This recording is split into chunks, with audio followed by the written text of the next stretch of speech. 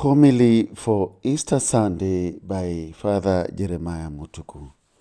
The first reading this morning comes from the book of Acts of Apostles, chapter 10, verse 34, 37 to 47. The second reading comes from the book of Colossians, chapter 3, verses 1 to 10. Then the gospel comes from the book of John, chapter 20, verse 1 to 9. I want us to examine the happenings of this Holy Week that is just ending. How things change.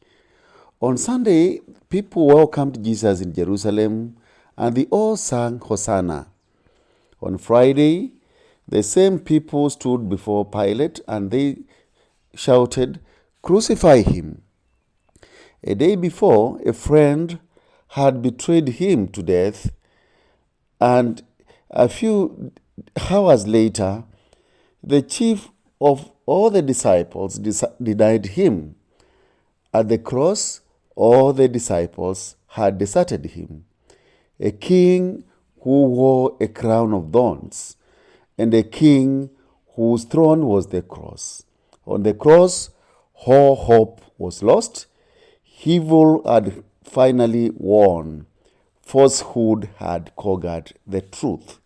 This is what we were left at on Good Friday. This was our disposition.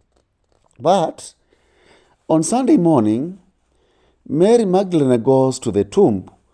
She does not enter because it was empty. The emptiness made her afraid, so she informs Peter and the other disciple whom Jesus loved. When they heard of the empty tomb, they walked faster and started running to the tomb. When they got to the tomb, they saw the same linen cloth, and the cloth that was at his head. Though they enter at different times, they all believed.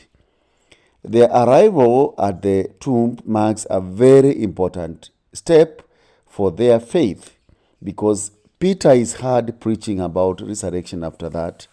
Though Mary is left crying, but later Christ came and appeared to him, and she was assured of his resurrection.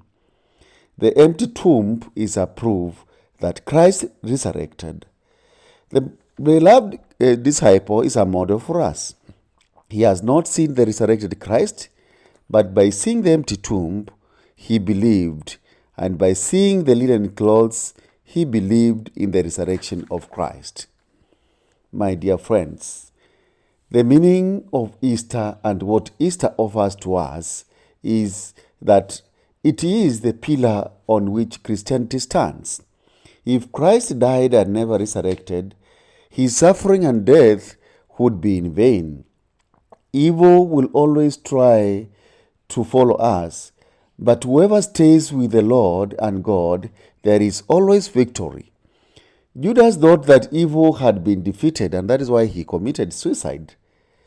But those who waited for resurrection, they got hope. At Easter, we celebrate the ultimate demonstration of the covenant. It is an assurance to us of victory over evil. It is assurance to us of joy, peace, and for those who are overburdened, it is a promise of eternal life.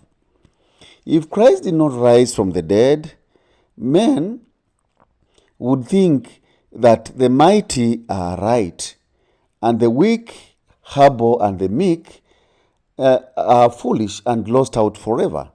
It would mean that the status quo of power and dominion, oppression and manipulation, violence and death are already entrenched. It would mean that the sacrificial love that people have is useless, and it would mean that peace, freedom, and hope are aborted. Human society has evolved over years with hope that has not been realized before because of resurrection of Christ. So, resurrection unlocks the meaning of the history and the times. Without resurrection, human life would have been cruel and desperate. Human life would have been in turmoil and in darkness and despair. The sacrifice of the saints and the martyrs of Christian church, and the sacrifices of all the good people would have been in vain if there was no resurrection. So Christian life itself would have been ridiculous. Imagine what life would have been without resurrection. For this kind of people, the kind of people who are struck by poverty and disease, what life would have been without resurrection for people who are distressed by failure of family and marriage life, for those who are maligned and persecuted by their enemies? What would life be for those who are persecuted, for those who are exploited and abused by the powerful forces and by those in captivity in their Christian faith? My dear friends, Easter is a movement from captivity. It is the realization of a great hope for the whole human family. It is a realization that our hearts will not end in the grave. It is a story that life awaits us even after the grave. Easter is good news. The story of Jesus did not end at Calvary. There is a twist and a breakthrough that makes records more straight. Through the death and resurrection, God has brought victory over life and over death, and victory of love over hate. When we thought that the worst had happened, the best emerged. In many ways, this is now how God works after the resurrection. So, resurrection is an event that brings in a new creation. Every detail of Christ's life, whatever he did, is summed up in and finds its meaning in the resurrection. Christians should see their lives' experiences, including our pains and tribulations, in the light of the resurrection, to get meaning into all these events. The resurrection has dealt a big blow on hatred, violence, and death. That is why true believers cannot take part in wickedness, hatred, and violence. We have good news and the new way of life. We are in a new world order. So anger, bitterness, malice, and vengeance will not be driving force of history, because Jesus rose from the dead.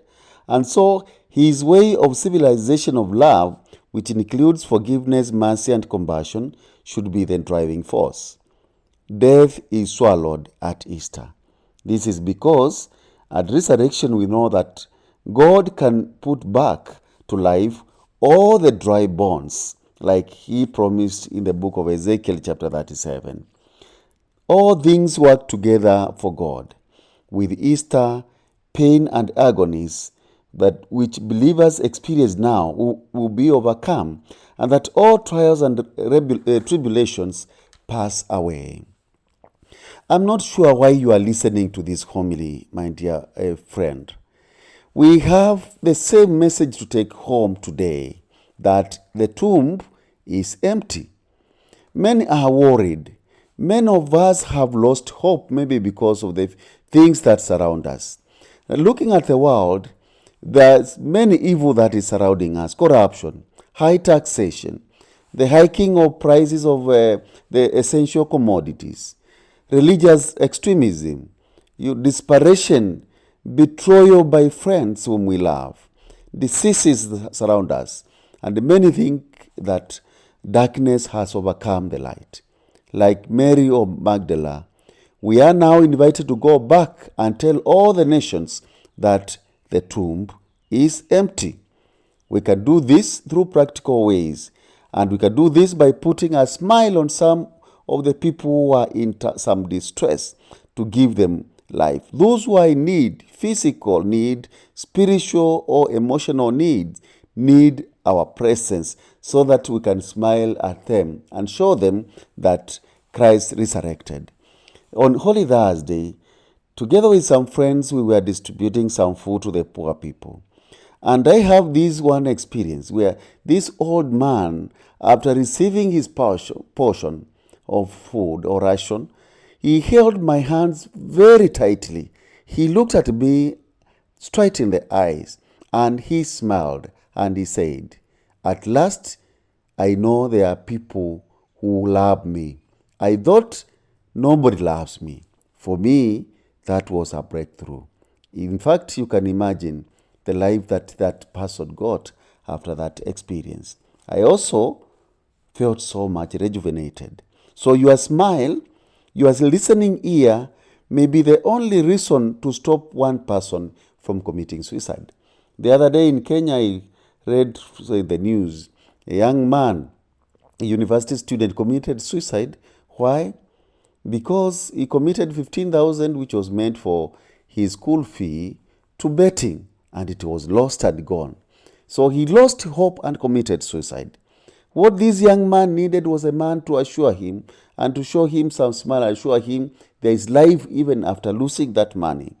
Today, as we share in the joy of the resurrection, we need to bring back to life to all those who are in darkness and desperation.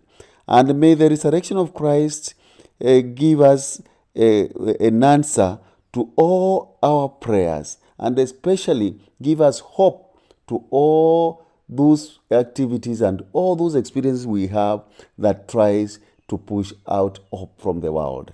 My dear friend, Easter is an indication that always there is a light at the end of the channel.